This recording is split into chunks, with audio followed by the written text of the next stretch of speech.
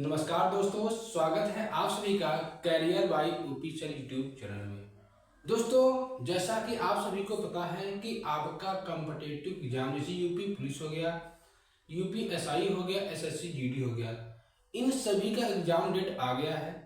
तो आप सब भी तैयार हो जाइए क्योंकि अब इंतजार खत्म हो गया, क्योंकि एग्जाम डेट आ गया है।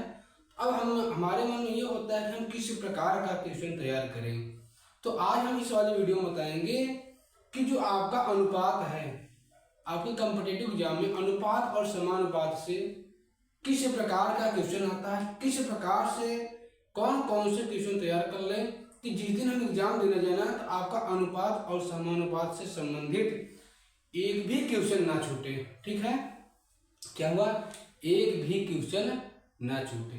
ठीक, यानी हर टाइप के क्वेश्चन हम बताने जा रहे हैं। तो इसके पहले वाले वीडियो में हमने अनुपात का बना दिया था, यानी कि इसका एक पार्ट हमने अनुपात का बना दिया था। उसमें हमने बेसिक से बताया था कि अनुपात क्या होता है, अनुपात किसे कहते हैं, अनुपात की उत्पत्ति कहाँ से हुई, अनुपात की परिभाषा क्या होती है, इन सभी के बारे में हमने इसके पहले वाले वीडियो में बताया था। ठीक है, तो आज वाले वीडियो में बताएंगे कि हम जिसे आपको कोई दो अनुपात दे दिया, कहेगा कि यदि ए अनुपात बी बराबर 2:3, ए अनुपात बी बराबर 2:3 और देखा तथा बी अनुपात सी बराबर 3:5 हो, 3:5 हो, आपसे कहेगा तो ए अनुपात बी अनुपात सी क्या होगा, ए अनुपात बी अनुपात सी क्या होगा। चलिए आपको बताते हैं। तो आपसे पूछा है कि ए अनुपात बी अनुपात सी क्या होगा। यहाँ दिया कि ए अनुपात बी बराबर 2:3, यहाँ दिया है बी अनुपात सी बराबर 3:5। तो देखिए यहाँ आपसे पूछा कि ए अनुपात बी अनुपात सी, किस प्रकार से इसको निकालेंगे। तो हम बता दें, अगर ध्यान दीजिएगा, आप देखिए कॉमन क्या होता है, जो दोनों में, जैसे देखिए बी यहाँ है, यहाँ पर क्या है, जो ए का अनुपात दिया है 2 है, जो बी का अनुपात दिया है 3। यहाँ पर भी देखिए बी का अनुपात कितना है 3 और सी का अनुपात कितना है 5। अगर कॉमन वाला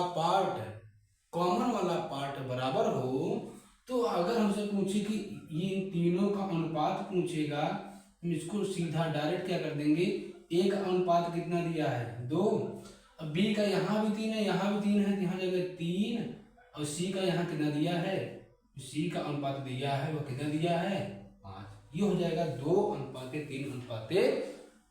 ठीक, इससे एक क्वेश्चन और ले लें। आपसे कहते हैं कि मान लीजिए m अनुपात n बराबर 5:4, कितना जाएगा 5:4। फिर दे दिया तथा n अनुपात l दे दिया आपका 4:7 दे दिया। तो आपसे पूछेगा कि m अनुपात n अनुपात l क्या होगा, m अनुपात n अनुपात l क्या होगा।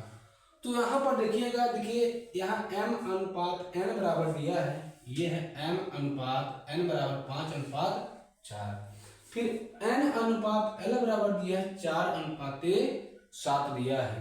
आपसे पूछा कि m अनुपात n अनुपात l। अब देखिएगा यहाँ पर क्या है n है, यहाँ पर क्या है n है, n दोनों में है। ठीक, अब देखिए यहाँ से m का अनुपात है 5, n का अनुपात है 4, यहाँ पर n का अनुपात क्या है 4, यहाँ है l का अनुपात 7 है कि नहीं है।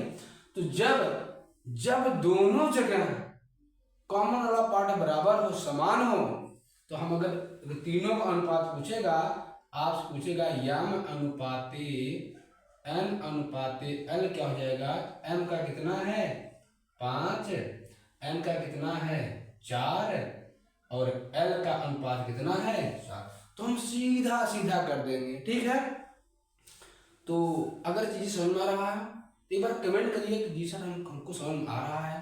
तो जैसे अब आपके मन में क्वेश्चन ये उठता होगा कि सर जी मान लीजिए कि जो कॉमन वाला पार्ट है जो दोनों में होता है वो बराबर ना हो तब तो वो कैसे करेंगे, तो वो भी हम क्वेश्चन बताने जा रहे हैं। अगर बताने से पहले एक चीज कहना चाहेंगे, अगर आप लोग हमारे इस यूट्यूब चैनल पर नए हो तो हमारे इस यूट्यूब चैनल को सब्सक्राइब कर लीजिए।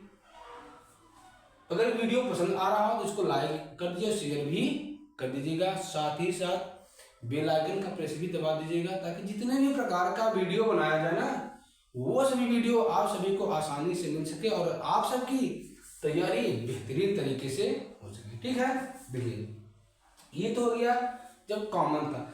मान लीजिए जैसे कि आपका दे दिया अगला कि यदि मान लेते हैं कि यदि P अनुपाते Q, P अनुपाते Q दिया 5:4, ठीक, और आपको दे दिया कि Q अनुपाते R दे दिया आपका 3:2, 3 अनुपात कितना दे दिया 2 दे दिया। अब आपसे पूछेगा तो P अनुपाते Q अनुपाते R क्या होगा, ये क्या होगा, तो किस प्रकार से निकालेंगे। देखिए अब यहाँ पर Q है, यहाँ पर Q है, मगर यहाँ पर देखिए जो आपका P का रेशियो है 5 है, यहाँ Q का रेशियो कितना है 4। अब यहाँ देखिए Q का रेशियो कितना आ गया 3। अब यहाँ एक जैसा तो है नहीं, तब क्या तरीका होता है, ठीक तरीका। अब देखिए R का रेशियो क्या दिया है 2 दिया है, हमको निकालना है P अनुपाते Q अनुपाते R। तो इसका एक बहुत शॉर्ट तरीका बता रहे हैं, ध्यान दीजिएगा। हम क्या लिखेंगे P, क्या लिखेंगे P अनुपाते Q अनुपाते R, इसी का रेशियो निकालना है। तो ध्यान से सुनिएगा, ये जो मैं बताने जा रहा हूं ना, अगर इसको अगर आप स्किप कर दोगे ना जिंदगी में आप कभी सीख नहीं पाओगे, आप कभी भी नहीं सीख पाओगे। तो इसका तरीका क्या होता है ध्यान दीजिएगा, आपको कुछ करना नहीं। यहाँ दिया P और Q का अनुपात कितना दिया 5:4, आप P और Q के नीचे लिख देंगे यहाँ 5:4। अब इधर वाला हम क्या करेंगे, इधर वाला छोड़ देंगे भी। फिर आपका दिया है Q अनुपाते R बराबर 3:4, यानी Q के नीचे क्या लिख देंगे 3 अनुपाते और R के नीचे क्या लिख देंगे 2, ठीक। अब इसको कैसे करेंगे, जैसे कि मान लीजिए आपका घर है, आपके घर के सामने कोई जगह खाली है, तो ये जाहिर सी बात है कि उस जगह को आप ही यूज करेंगे, दूसरा को यूज नहीं करेगा, ठीक है। जैसे अब यहाँ इसका कहने का मतलब यह है, जैसे मान लीजिए कि अब इसके सामने का जगह ये खाली है, अब इस खाली है तो कौन आएगा, जो इसके सामने रहता है, यानी इसके सामने क्या है 4, 4 कहाँ पर आ जाएगा यहाँ पर आ जाएगा, ठीक है। अब इस वाले जगह पर कौन आएगा, इस वाले जगह पर कौन आ जाएगा 3, क्योंकि 3 के सामने का जगह वो जगह केवल 3 ही यूज करेगा, कोई पड़ोसी थोड़ा नहीं यूज करेगा, यही यूज करेगा। 3 कहाँ जाएगा यहाँ पर, ठीक, कोई दिक्कत कोई समस्या नहीं। तो हम क्या करेंगे, अब निकाल देंगे इसका रेशियो, तो हम गुणा कर देंगे, क्या 3 × 5 = 15 और 4 × 3 = 12 और 4 × 2 = 8।